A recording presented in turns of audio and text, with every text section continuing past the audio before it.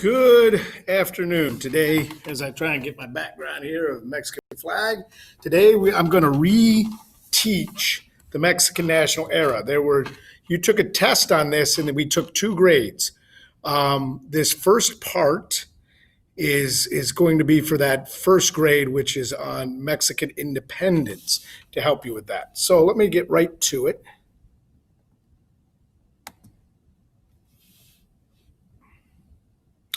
Okay, the Mexican national era reteach. Okay, the first thing you got to learn about is that some of you struggle with is this idea of what an era is. Like right now, we're in the year 2020. I'm not sure what will characterize 2020 as a year. It's been a crazy year, but usually, the 80s, the 90s, the 2000s. They after a decade, they usually have some sort of era that characteristics that symbolize the era. This one, the characteristics of this era was that Mexico gained its independence from Spain in 1821 and created the Mexican Constitution in 1824. So now Mexico is no longer part of Spain. It was now part of a new country, or Texas was part of a new country called Mexico.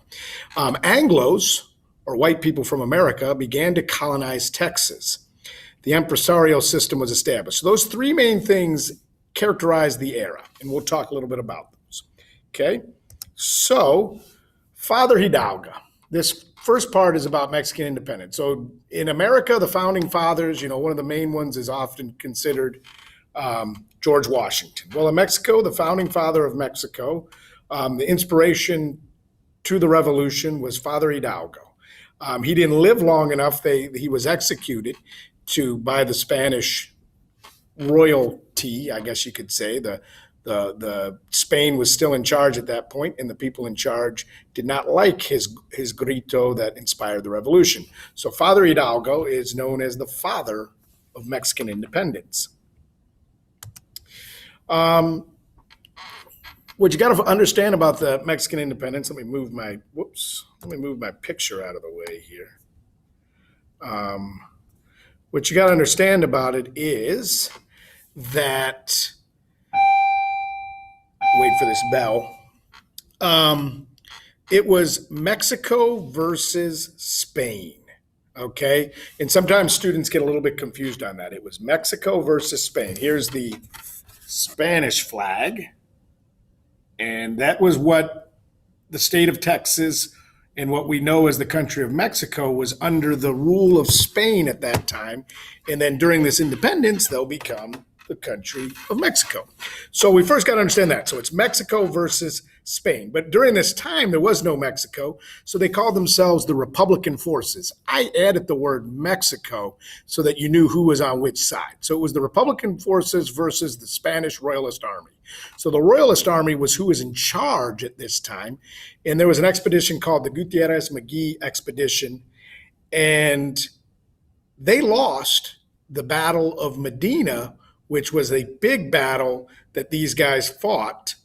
They lost it, but much that happens with all of this story of Texas, the history of Texas, their loss inspired others to fight in the cause for Mexican independence. So the Battle of Medina was the bloodiest battle of Mexican independence, and it was won by the Spanish Royal Army. So you would think, oh, that's bad for Mexico. Well, actually, its inspiration caused more people to fight for the cause, and Mexico will eventually become independent.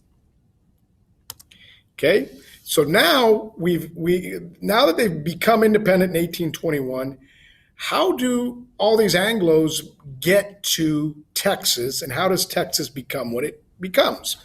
Well, one of the first guys, let me move my face down here again, get out of the way. One of the first guys, a guy by the name of Moses Austin, who, you heard of the city of Austin. He had an idea. He was an American, and he had the idea of convincing the Spanish government to give him a land grant. So he started this before even Mexican independence. So he wanted to colonize Texas. This would eventually be called the empresarial system, where the government, Mexico eventually, will provide Anglos with free land in exchange for settling the land. So the idea comes from Moses Austin. Now, he's going to die before ever realizing his dream, but his son, Stephen F. Austin, will carry on in his place.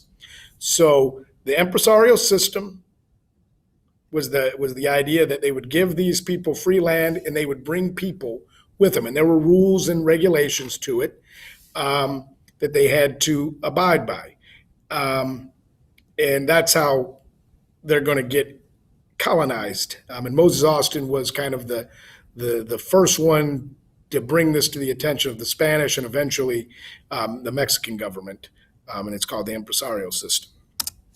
Okay, who does Mexico feel is their threat by around 1825, right after their revolution? Now, many of you on the test thought it was the Native Americans because Native Americans were causing trouble in Mexico City from here down to Mexico City, so they wanted to build a buffer.